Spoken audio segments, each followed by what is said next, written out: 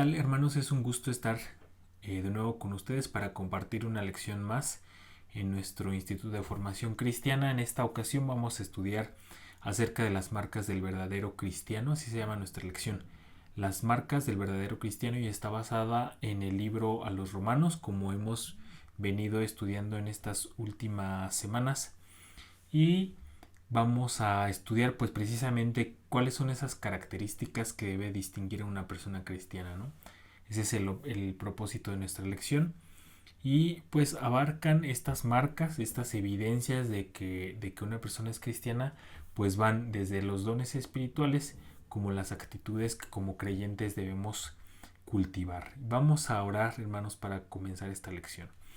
Señor, te damos muchas gracias por este día, gracias porque nos permites a través de este medio, Señor, pues aprender más de tu palabra, Señor, hablar de ella, Señor, y te pedimos que sea tu palabra que instruya nuestro corazón, prepara nuestra mente, Señor, nuestra actitud para aprender más de ti. En el nombre de Jesús, amén. Y bien, fíjense, hermanos, que dicen los que saben que las epístolas, las cartas del Antiguo Testamento se caracterizan, entre algunas otras cosas, pues porque van alternando la enseñanza y la exhortación. Y, por un lado exponen temas teológicos de gran importancia, van hablando acerca de, podríamos decir que es la teoría acerca de temas teológicos de gran importancia para el pueblo de Dios, y estos temas teológicos nos llevan a comprender mejor quién es Dios, cómo ha provisto salvación, qué quiere de nosotros, qué busca por medio de Jesucristo y cómo podemos vivir en el poder del Espíritu Santo. Esa es como la parte teórica, ¿no? O la enseñanza, y por otro lado viene la exhortación, en donde las epístolas, estas cartas, también nos exhortan a vivir de manera coherente con nuestra fe, es decir, que aquello que nos identifica como cristianos teóricamente, pues lo llevemos a la práctica. Es decir, que en nuestra conducta, en nuestra forma de ser, se note pues aquello de lo que estamos aprendiendo. Por esta razón, las epístolas se dedican tiempo a saber o a indicar cómo nos debemos comportar nosotros como creyentes en nuestro hogar, en nuestra iglesia, en nuestra comunidad, en nuestro trabajo, en fin, en todas las áreas en donde nosotros nos desempeñemos.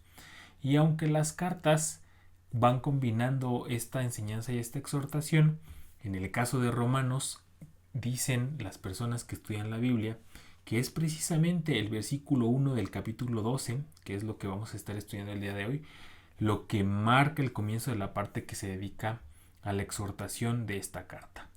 Y dice así, hermanos, Romanos 12.1 es un pasaje que probablemente usted se sepa de memoria, y si no, pues lo ha conocido bastante, ¿no? Dice: así que, hermanos, os ruego por las misericordias de Dios que presentéis vuestros cuerpos en sacrificio vivo, santo, agradable a Dios, que es vuestro culto racional. Este texto afirma que las personas que creen en el mensaje de Jesucristo deben dedicarse al servicio cristiano. Fíjense cómo dice ahí: os ruego por las misericordias de Dios que presentéis vuestros cuerpos en sacrificio vivo, santo, agradable a Dios, que es vuestro culto racional.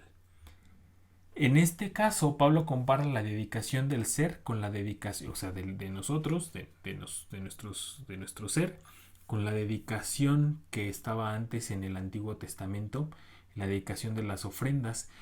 Si ustedes se acuerdan, en el antiguo Israel la gente iba y sacrificaba animales en el altar como un símbolo de demostrar su fe en Dios, ¿no? De entregarle a Dios pues algo de lo mucho que Dios le daba, pero era decir, pues creo en ti, Señor. O sea, no solamente es el hecho de ir a sacrificar, sino ¿por qué lo estoy haciendo? Pues porque verdaderamente creo que ese sacrificio es para Dios, es para ti, Señor. En el contexto de la iglesia de Jesucristo no debemos sacrificar animales, ya eso está en el pasado, ya que eso es muy fácil. O sea, era agarrar un animalito inocente, ¿no? Con ciertas características que las podemos ver en los primeros libros de la Biblia, pero pues eso es relativamente sencillo, ¿no? Lo que nosotros debemos hacer es presentarnos a nosotros mismos aquí estoy yo, como un sacrificio vivo, ¿no? Como esta persona que no voy a morir, porque porque ya no es necesario el derramamiento de la sangre gracias al sacrificio de nuestro Señor Jesucristo, pero aquí estoy yo como un sacrificio vivo, santo y agradable a Dios. Ahora es muy interesante que use estas tres palabras para describir ese sacrificio, ¿no? Sacrificio vivo, santo y agradable a Dios. Vivo, porque ya no es necesario morir para servir a Dios, como decíamos, ya no es necesario el sacrificio, la muerte, pues, sino que nosotros debemos, pues, con esta vida que tenemos, pues presentarnos a Dios para ser de utilidad a Él, a su pueblo, ¿no? Santo, porque el creyente debe apartarse del mal, del pecado y de la muerte, y agradable a Dios, porque pues Dios ya no desea, hermanos, la sangre de los animales, ¿no? De hecho, hay varios textos en el Antiguo Testamento y también en el Nuevo Testamento que nos remiten a esta idea. Fíjense cómo dice Oseas 6:6, porque misericordia quiero y no sacrificio y conocimiento de Dios más que holocaustos, porque misericordia quiero y no sacrificio y conocimiento de Dios más que holocaustos. Así dice Oseas 6:6. Sí, también encontramos otro texto en Mateo 9:13, dice, id pues y aprended lo que significa misericordia quiero y no sacrificio, porque no he venido a llamar a justos sino a pecadores al arrepentimiento. En Mateo 12:7 dice, y si supieras lo que significa misericordia quiero y no sacrificio, no condenarías a los inocentes. Y después hay un texto en Isaías, hermanos, 1, del 11 al 18, donde Dios le reclama al pueblo acerca de los sacrificios. Dice así, ¿para qué me sirve, dice Jehová, la multitud de vuestros sacrificios? ¿Para qué los quiero? Dice Dios. Y es un pasaje tremendo porque dice, hastiado estoy de holocaustos de carneros y de cebo de animales gordos. No quiero sangre de bueyes, ni de ovejas, ni de machos cabríos. ¿Quién demanda esto de vuestras manos? Cuando venís a presentaros delante de mí para hallar mis atrios, no me traigáis más vana ofrenda. El incienso me es abominación. Luna nueva y día de reposo, el convocar asambleas, no lo puedo sufrir, dice Dios. Son iniquidad vuestras fiestas solemnes. Vuestras lunas nuevas y vuestras fiestas solemnes las tiene aborrecidas mi alma. Me son gravosas. Cansado estoy de soportarlas. Ustedes fíjense lo que está diciendo el Señor acerca de todo lo que en aquel tiempo la gente hacía, ¿no? En pos de adorar a Dios. Y sigue diciendo, cuando extendáis vuestras manos, yo esconderé de vosotros mis ojos. Asimismo, cuando multipliquéis la oración, fíjense, hermanos, asimismo, cuando multipliquéis la oración, yo no oiré. Llenas están de sangre vuestras manos. Lavaos y limpiaos. Quitad la iniquidad de vuestras obras de delante de mis ojos. Dejad de hacer lo malo. Aprended a hacer el bien. Buscad el juicio. Restituid al agraviado. Haced justicia al huérfano. Amparad a la viuda. Y luego este texto tan hermoso y tan famoso. Venid luego, dice Jehová, y estemos a cuenta. Si vuestros pecados fueren como la grana, como la nieve serán emblanquecidos. Y si fueren rojos como el carmesí, vendrán a ser como blanca lana. ¿Qué más prueba queremos de que Dios ya no necesita sacrificios? Lo que quiere es que nos lavemos, que nos limpiemos, que quitemos la iniquidad de nuestras obras, que dejemos de hacer lo malo, que aprendamos a hacer el bien, que busquemos el juicio, que restituyamos al agraviado, como dice ahí, que hagamos justicia al huérfano, que amparemos a la viuda y luego estar a cuentas con nuestro Dios. El presentarse ante Dios como un sacrificio vivo es la verdadera forma de adorar al Señor. Hermanos, eso dice Romanos 12:1. Y luego viene el versículo 2 que dice de la siguiente forma: no os conforméis a este siglo, sino transformaos por medio de la renovación de vuestro entendimiento, para que comprobéis cuál sea la buena voluntad de Dios, agradable y perfecta. Dice, y no os conforméis a este siglo. Y lo bueno, lo interesante de la palabra de Dios es que siempre es actual. Y lo que el apóstol Pablo le decía al pueblo judío en ese entonces, de no se conformen a este siglo, aplica para nosotros también. Y y podemos entenderlo. Hay quien dice, por ejemplo, que este siglo, la frase esa que dice, no os conforméis a este siglo, no significa, o el apóstol Pablo no estaba diciendo que estuviera hablando del siglo primero, ¿no? De la época de nuestra historia, ¿no? El siglo primero. Más bien hay gente que dice que no nos conformemos a este siglo, se refiere a este mundo, a estos valores, a cómo se comporta el mundo, ¿no? Eso es lo que algunos dicen. Y yo digo, hermanos, pues creo que no importa a qué se refiera. En cualquier caso es, no nos conformemos a esto que estamos viviendo, ¿no? Llámele usted valores, llámele usted costumbres o llámele usted tiempo, ¿no? No nos conformemos a lo que se está haciendo en este año, en este siglo, en este milenio, como era válido también en aquel tiempo para la iglesia primitiva, ¿no? Entonces, lo que nos está diciendo, al fin y al cabo, lo que nos está diciendo el versículo 2 es que superemos, que vayamos por encima de los valores que imperan en nuestra sociedad, independientemente de la época o independientemente de los valores, pues, que estén vigentes en este tiempo o que estaban vigentes en aquel tiempo. Lo que nos dice es que cambiemos nuestra manera de pensar, que nos renovemos, ¿no? A través de nuestro entendimiento.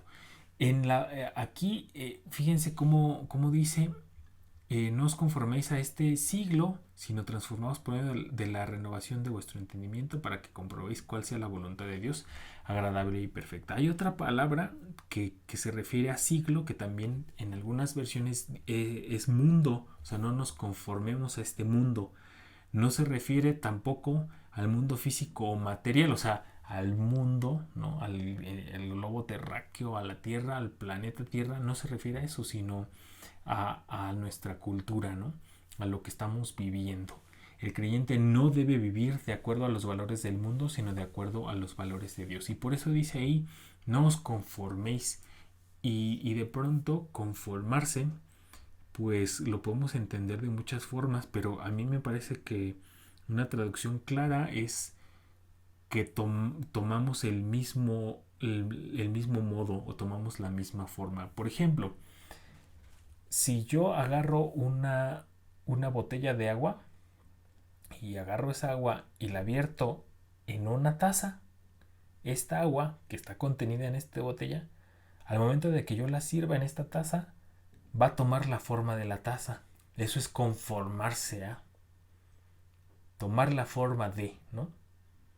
Esa misma agua que ahora está en esta taza, si yo la pongo en otro recipiente completamente diferente, esa agua va a tomar la forma de ese nuevo recipiente. Otro ejemplo muy claro son los chicles, ¿no? O sea, el chicle cuando uno lo mastica, pues hasta cuando lo masticamos, hasta puede agarrar la forma de nuestras muelas, ¿no? Eso es conformarse, hacerse a la forma. Y hay cosas que no pueden tomar la forma del recipiente que los contiene. Por ejemplo, agarren ustedes una piedra y pónganla en la misma taza o en el mismo recipiente donde estaba el agua y la piedra no va a cambiar de forma, ¿no? Se va a quedar pues de su forma, a lo mejor ni siquiera va a caber. Eso es conformarse, ¿no? Tomar la forma de algo. El versículo 2 también afirma, aparte de eso que ya acabamos de decir, que la persona que comienza a vivir de acuerdo a los valores del reino de Dios necesariamente comienza a actuar de manera agradable a Dios. La mente de Cristo nos lleva a hacer la voluntad de Dios, eso estudiamos las dos clases anteriores. Y de paso, el versículo 2 también dice que la voluntad de Dios es buena, es agradable y es perfecta. Sigue diciendo el versículo 3, digo pues, por la gracia que me es dada a cada cual que está entre vosotros, que no tenga más alto concepto de sí que el que debe tener, sino que piense de sí con cordura conforme a la medida de fe que Dios repartió a cada uno. Pablo en este versículo inicia una discusión muy interesante, ¿no? Acerca de los dones que Dios otorga a las personas que creen en el mensaje de Cristo. Y estos dones, pues evidentemente están dados por el Espíritu Santo. Dice pues que cada persona tiene una gracia, dice, por la gracia que me es dada. Una gracia, un regalo, un don inmerecido.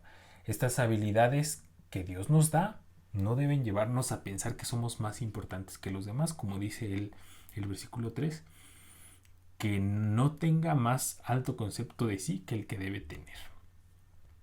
Por el contrario, o sea, no debemos sentirnos superiores, sino que cada uno debemos tener una autoimagen saludable.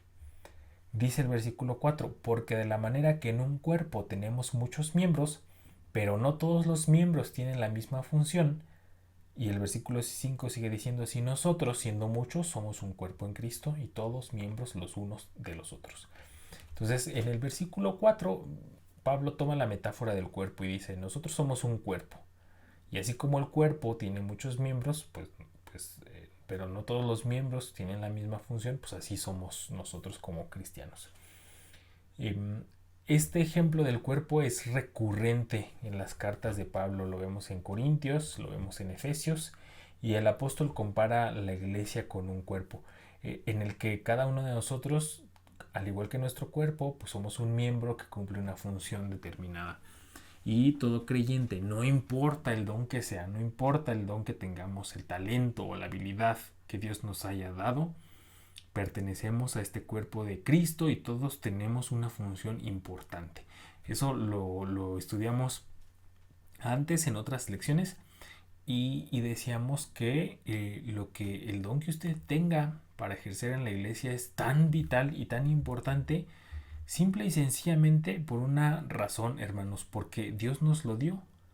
Dios nos lo dio para que lo usemos, para que lo ejerzamos en la iglesia y para Dios, o sea, el decir que que mi don es inferior, pues le estamos sin querer echándole la culpa a Dios porque le estamos diciendo, mira Señor, el don que tú me diste es menos importante que le diste al otro hermano.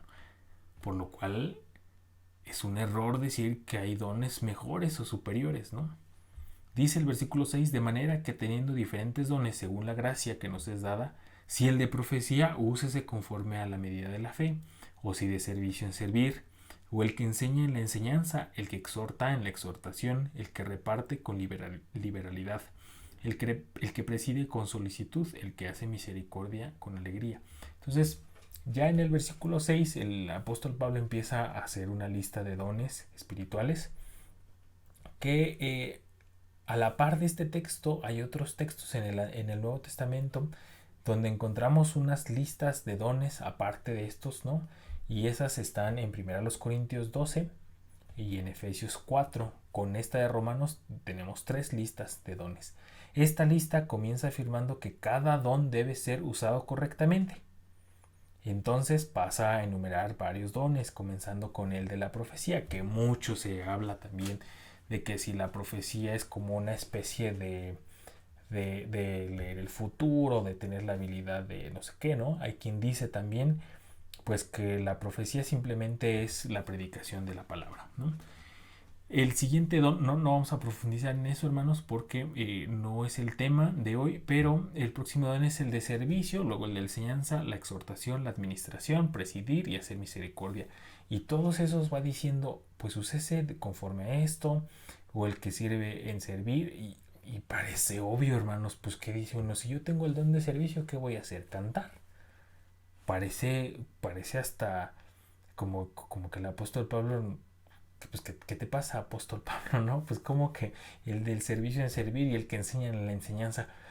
Pero hermanos, de pronto este asunto de los dones es, yo tengo el don por poner un ejemplo, imagínense que yo tengo el don de predicar y yo no quiero predicar, o sea, yo lo que quiero es cantar, ¿no? Lo que el apóstol Pablo dice, si tienes un don, ejércelo. Dios te lo dio y te lo dio por algo, o sea, Él conoce a su cuerpo, Él conoce su iglesia. Decíamos en las clases anteriores que literalmente la palabra de Dios dice que la iglesia es el cuerpo de Cristo, o sea, somos las manos de Jesús, somos los pies de Jesús, somos el corazón de Jesús. Y entonces decir, si yo tengo el don de predicación y quiero cantar, es como si esta mano dijera, no quiero ser mano, no quiero agarrar cosas, quiero latir porque quiero ser corazón. Entonces esto que parece tan obvio, que el apóstol Pablo dice, si de servicio en servir, el que enseña en la enseñanza, el que exhorta en la exhortación, pues deberíamos de tomárnoslo en serio, ¿no? No andar haciendo cosas que no sabemos hacer, por más que nos gusten, hermanos, por más que nos apasionen. Esta lista esta lista de dones se distingue porque no enumera dones extraordinarios. Habíamos estudiado ya primero en los Corintios, donde por ejemplo decíamos que estaba el don de lenguas. Más propiamente decíamos el don de hablar en idiomas o dialectos, no más propiamente dicho. Y esta lista del apóstol Pablo no habla acerca de esos dones o tan extraordinarios. Cualquier don es extraordinario porque nos lo da Dios, ¿no? Pero de pronto a la vista decimos, no, hablar en lenguas es otro rollo, ¿no? Sanar enfermos o qué sé yo. En este caso no habla de esos, ¿no? Tampoco enumera ministerios como lo hace en la carta a los Efesios, donde habla, por ejemplo, del apostolado o del pastorado. Aquí está hablando de otros dones como más, como pues, diferentes, ¿no? Parecen un poco más, parecen, hermanos, como de menos categoría. No lo son, no son de menor categoría porque, nuevamente, lo vuelvo a decir, Dios sabe por qué nos lo dio, porque lo necesita en su cuerpo, porque es necesario para la buena edificación del cuerpo de Cristo. Y también da el don de lenguas. Como decíamos, no debemos decir que el don de lenguas no existe, pero deben cumplir cada don, cada habilidad, cada ministerio debe cumplir siempre con la encomienda que es enriquecer el cuerpo de Cristo para la edificación.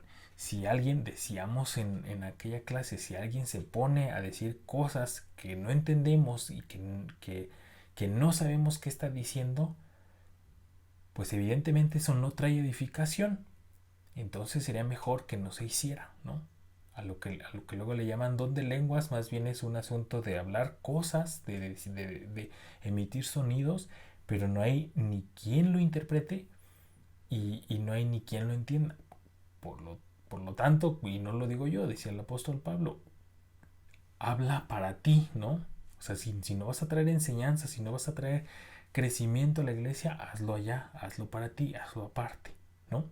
En este caso está tomando cosas muy prácticas que deberíamos hacer. El que tenga el don de profecía, que lo use conforme a la medida de la fe.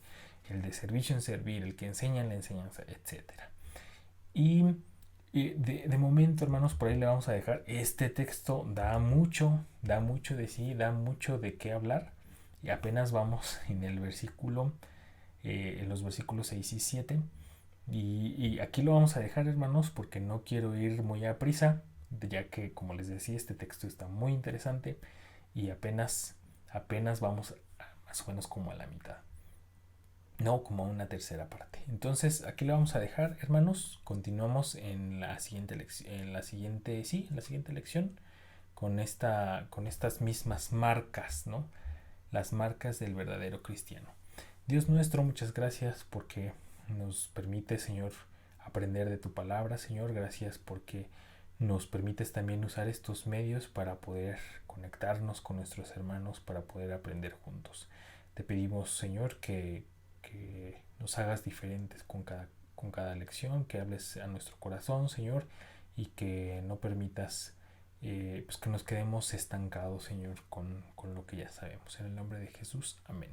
Dios los bendiga mucho, hermanos. Ya estamos en épocas de frío, entonces pues cuídense mucho porque la cosa no está para más. Dios los bendiga mucho, hermanos. Hasta luego.